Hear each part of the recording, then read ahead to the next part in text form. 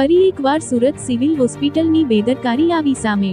પરિવારજનોનો આક્ષેપ છે કે સિવિલ હોસ્પિટલના તંત્રીની બેદરકારીને લીધે 17 વર્ષીય બાળકનું મૃત્યુ થયેલ છે। રાતના નરેશ નામના ડોક્ટરે ઇન્જેક્શન આપ્યું, પછી બાળકની તબિયત લથડી। સવાર થતાં જ બાળકનું મોત નીપજ્યું હતું।